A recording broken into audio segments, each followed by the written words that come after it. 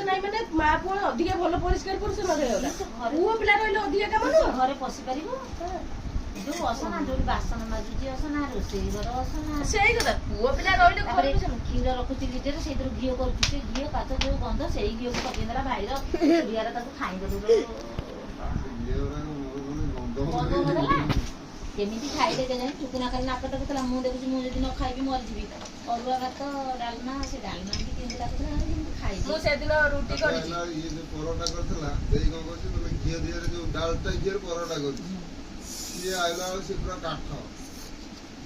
କଣ ସେମାନେ ଗାଁ ଆଡେ ଯିଏ କରିବେ ରୁଟି ପରଟା କାଠ ମୁଁ ତ ଖଣ୍ଡେ ଚୋବେଇଲି ଛିଡି ହେଲାନି ମତେ ଭୋକ ଯେତେବେଳେ ହଉଛି ପ୍ରବଳ ଖାଇନି ସେମିତି ଯାଇଛି ପଟେ ରୁଟି ଖାଇକି ଯାଇଛି କଣ କଣ ଖାଇଲେ ତାକୁ ସେଠୁ ମୁଁ କହିଲି ଆକୁ ସିଏ ସେଠୁ କଣ ତାର ଇଣ୍ଡକ୍ସନ ଚୁଲା ଲଗେଇ ତାକୁ ଗରମ ଗରମ ଡାଲଟା ଘିଅରେ ହେଇଛି ତ ଗରମ ହେଲେ ସେ ନରମ ଗଲା। अरे आलू खाऊन आलू खा ଆଇନି ତ ବର୍ଷା ତ ନାଦିଲା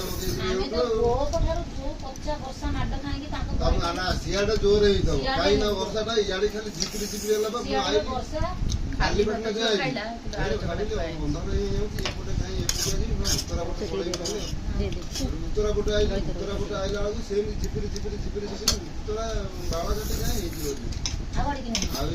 ଇଆଡେ ବର୍ଷା ନାହିଁ ଆମର ତ ଯୋଉ ବର୍ଷା ମାଡ଼ ଖାଇଥିଲୁ ସେଠୁ ମାଇଁ ଲୁଗା ବଦାଳିକି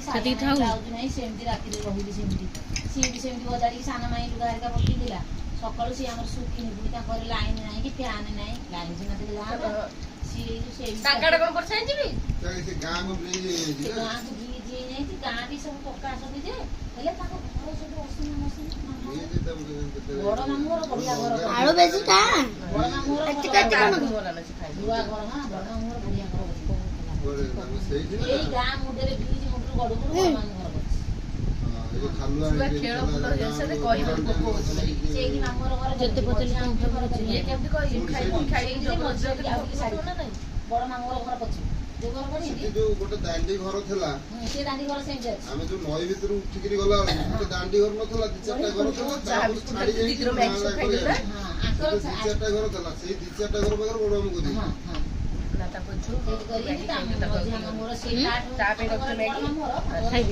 ନା ତମେ ଖାଇଦିଅ କାହିଁକି କହିଲ ଶୁଣିଛି ଯେ କେମିତି ହେଇଛି କୋଉଠି ମୁଁ ଜାଣିଛି ନଈରେ ବ୍ରିଜ ହେଇଛି ଆମେ